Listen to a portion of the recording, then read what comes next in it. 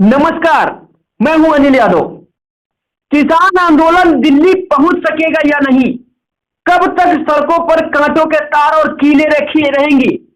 कब तक पुलिस आंसू गैस के गोले छोड़ेगी? सारा प्रदर्शन शंभू बॉर्डर पर रहा। किसानों को 13 फरवरी को दिल्ली पहुंचना था, लेकिन दिल्ली की सीमाएं चारों तरफ से बंद रहीं। किसानों को पहुंचना संभव नहीं हो सका। गाजीपुर बॉर्डर सील, चप्पे चप्पे पर पुलिस। पहले किसान आंदोलन के दौरान भी याद होगा कि यही मंजर था, यही किया गया था। याद कीजिए, पहले किसान आंदोलन में सरकार ने सड़कों को खुदवा दिया था।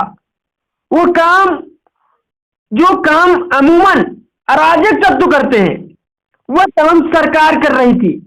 आखिर बार बार सरकार अपने कल इतिहास को क्यों दोहरा रही है? पिछली बार आपने किसको अर्बन नक्सल बताया था, आतंकी बताया था, खालिस्तानी समर्थक बताया था? आखिर क्या किसान आतंकी हैं? वो अपना हक ही तो मांग रहे हैं।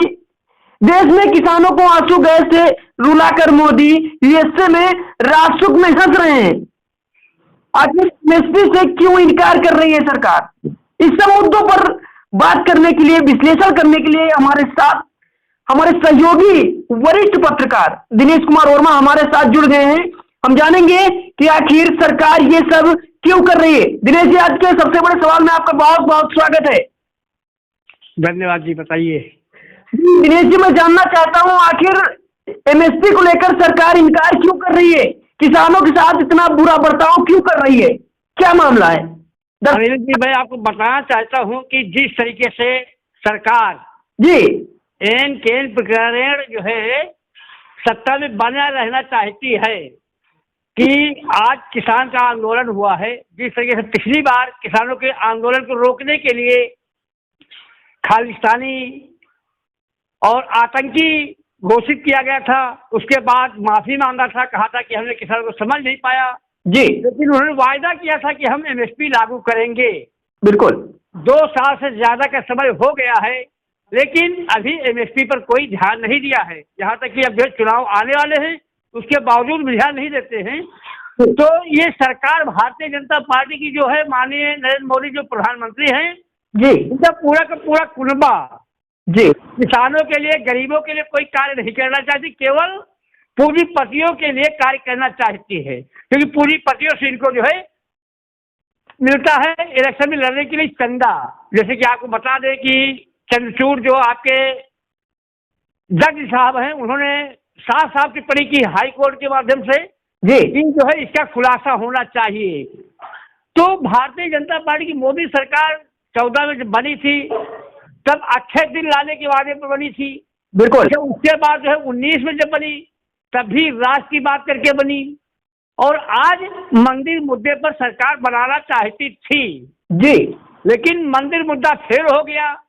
जो उनके सर्वे आ रहे हैं सब पर जो है उनकी सरकार नहीं बन रही है। तो किसी तरीके से तोड़ो की राजनीति करके, जैसे जैसे अंग्रेजों की नीति थी कि फूट डालो राज करो, तो उसी तरीके आज सभी विपक्षियों को किसी न किसी तरीके से तोड़ करके अपने मिलाते हैं। उसके बावजूद भी जो है इनकी सरकार बनती हुई नजर नहीं आ रही है। इसीलिए जो है सबको जो है, किसानों को हो, चाहे मजदूर हो, चाहे दलित हो, चाहे कोई हो जी, हर एक को परेशान करने के लिए अपने दल में शामिल करने की कोशिश करते हैं। ये सब मामला है। इसीलिए किसान हो, क्योंकि बात करते हैं दलित की, दलित की बात करते हैं तो मुर्मू जी को जो राष्ट्रपति उनको नियोजित किया है, उसको जो है बनाया बैठाया है उच्च शीर्ष पद पर, लेकिन उसके बावजूद दलितों की कोई सुनवाई नहीं हो रही है। दलितों को एकदम किनारे कर दिया है। उसी तरीके से सबसे कहते हैं कि मोदी खुद बैकवर्ड है, लेकिन बैकवर्ड हाशिए पर है। इस तरीके से जनता जान चुकी है, इनको शासन सत्ता में लाना नहीं चाहते हैं, इसीलिए जो है हर चीज को जो है कर रहे हैं। यार, क्या किसानों से इतना बड़ा क्या दुश्मनी थी कि जो उनको मतलब दिल्ली पहुंचने से रोक दिया गया, बॉर्डर को जाम कर दिया गया, रोडों पर दीवारें बना दी गई? जो तस्वीरें आ रही है वहां से, वो उस पे किसानों को ट्रैक्टर जाने के लिए रोड बना दी जाए, डिवाइडर बना दिया जाता है। आखिर इतनी घृणा क्यों हो रही है सरकार को किसानों से? उनके साथ इतना बुरा बर्ताव क्यों किया जाता है? क्या किसान आतंकवादी हैं, नक्सली हैं? बस केवल ये जो है वोटों की राजनीति है, बाकी कुछ नहीं है। जिस तरह पिछली बार किया था, हम आपको ये बताना चाहते हैं कि देश का अपने आम जनता का जितना पैसा जी बैरिकेडिंग में लगवाने के लिए खर्चा करते हैं, उसको हटवाने के लिए खर्चा करते हैं। आज भी जिस तरीके से आरसीसी की रोड डिवाइडर बनाए गए हैं, जितना पैसा पुलिस फोर्स पर जितना खर्चा करें उतना ही पैसा यदि ये एमएसपी पर दे दें तो जो है जनता का कल्याण हो जाए। लेकिन ये केवल जनता को जो है उसी तरीके रहते हैं कि जो है एकदम जो है जनता को भिखमंगा बनाना चाहते हैं, जनता को भिखमंगा बनाना चाहते हैं कि जनता गरीब रहेगी, भिखमंगी रहेगी, तभी हमारी तरफ जो है 5-5 किलो राशन पर बिकेगी, नहीं तो लोग अपने हक अधिकार की बात करेंगे। इसीलिए जनगणना भी नहीं करा रहे हैं जी, क्यों? यही नहीं, किसानों को भी इसीलिए जो है हाशिए पर रखा गया है। बस केवल वो जो है पहले तो कहते हैं कि हमारे पास केवल 2 ही जातियां हैं, अमीर और गरीब, लेकिन उसके बाद जो है गरीबों को भी ध्यान नहीं देते, केवल अमीरों को ध्यान देते हैं कि 2 ही जातियां हैं, हिंदू मुस्लिम सिख ईसाई बैकवर्ड है, कोई नहीं जातियां हैं, केवल 2 ही जातियां हैं। तो किसी भी जात का जो है अमीर का साथ देते हैं, गरीब का साथ नहीं देते हैं। तो इसलिए जो किसानों से ही नफरत, किसान हमेशा अन्नदाता कहा गया है और अनाज उगाता सारे समाज को सबका भरण पोषण करता है जी, लेकिन उसके बावजूद भी जो किसान को जो है कोई भी पार्टी, कोई भी नेता फूटी आंख देखना नहीं चाहता है जी। तो यही बात है। सबसे ज्यादा तो जो है भारतीय जनता पार्टी की सरकार पूंजीपतियों का साथ देती है, तो पूंजीपतियों को साथ देगी तो किसानों को तरफ जो है विमुख होगी, तभी तो पूंजीपतियों को साथ देगी। पूंजीपति उनको इलेक्शन के लिए चंदा देते हैं, किसान कुछ दे नहीं सकता है, इसीलिए किसान को जो है फूटी आंख नहीं सुहाते हैं और उनको जो है करारे करने का प्रयास करते हैं। दिनेश जी, अभी बॉर्डर के मौजूदा हालात क्या हैं? किसान जो धरने पे हैं उनके हालात क्या बने हुए हैं? बताया जा रहा है कि उनके ऊपर जो है अशुद्ध गैस भी छोड़ दी गई और गोलियां भी चलाई गई।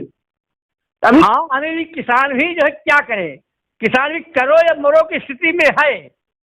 यदि किसान अब की बार यूनाइट होकर के, हम पहले भी कह चुके, कई बार कह चुके हैं, यूनाइट होकर किसान सारे राजनीतिक दल जी एकजुट होकर के भारतीय जनता पार्टी की सरकार को, मोदी को हटाने का प्रयास नहीं करेंगे, हटाएंगे नहीं तो आगे आने वाले समय में जी जिस तरीके से हिटलर शाही अपना रहे हैं और सारे नियम कानून अपनी मनमाफिक बढ़ा रहे हैं, यहाँ तक कि जो है संशोधन भी कर रहे हैं विधेयक में, कानूनों में, तो उस तरीके से आगे आने वाले समय में कई भी राजनीतिक विश्लेषक कह चुके, हम भी कहना चाह रहे हैं कि आगे आने वाले समय में जिस तरीके से सामंतवादी प्रथा थी, चुनाव नहीं होते थे, राजाशाही थी, उसी तरह राजाशाही होगी, हिटलरशाही होगी और चुनाव भी नहीं होंगे। फिर किसान के लिए भी, हर समाज के लिए भी, मजदूर हो चाहे जो भी हो, सबके करो या मरो की स्थिति है जी। तो इसीलिए किसान भी उत्तेजित, तो लोग भी कहते हैं करो या मरो की स्थिति है, तो वो भी एकदम आर पार की लड़ाई लड़ने के मूड में है।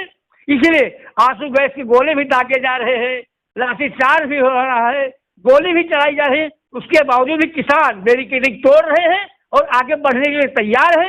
यहाँ तक कि सुप्रीम कोर्ट ने भी आदेश कर दिया है कि किसान अन्नदाता है जी और सर्व समाज का पालन पोषण करता है, लिहाजा मिल बांट करके बात का हल निकाले और जो है इस तरीके से किसान के साथ जाति नहीं होनी चाहिए जी। तो ये सब जो है सुप्रीम कोर्ट के आदेश कभी नहीं मानते हैं। सुप्रीम कोर्ट ने बहुत ही लताड़ लगाई है मोदी सरकार को। अब देखना यही है कि देखो क्या होता है, लेकिन हाँ, सरकार भी एक्टिव है और जो है कोर्ट भी एक्टिव है और पूरा खुला चैलेंज किया है, एकदम उनके लोग लड़ाई है कि बैरिकेडिंग हटवाया जाए। बैरिकेडिंग हटवाने का भी आदेश दे दिया। देखते यही है कि कोर्ट के आदेश का किस तरह पालन करना, बैरिकेडिंग हटवाते हैं कि नहीं हटवाते, लेकिन कोर्ट का आदेश है कि जो भी बैरिकेडिंग लगाए गए हैं उनको हटवाया जाए और किसानों को स्वतंत्र किया जाए और मिल बांट करके इस समस्या का समाधान किया जाए। दिनेश जी, किसान भी आर पार की लड़ाई लड़ने के लिए तैयार हैं। जी हाँ, मैं पूरा चैलेंज के साथ कहता हूँ, किसान पूरी आर पार की लड़ाई लड़ने के तैयार है, क्योंकि उनके पास केवल एक ही विकल्प है, करो या मरो। अब की बात चूक गए तो जिस तरीके से आप बता दें कि एक जो है पृथ्वीराज चौहान ने जब आधा उधर की लड़ाई हो रही तो कहा था कि मत चूको चौहान, तो वही वाली बात है कि आज भी वही स्थिति है।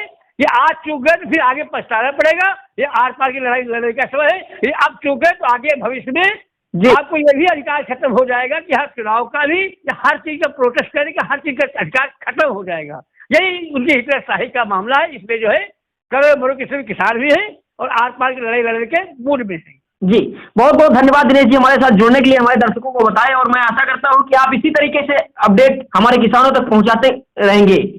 नमस्कार, फिर हाजिर होते हैं छोटे से ब्रेक के बाद, तब तक के लिए नमस्कार।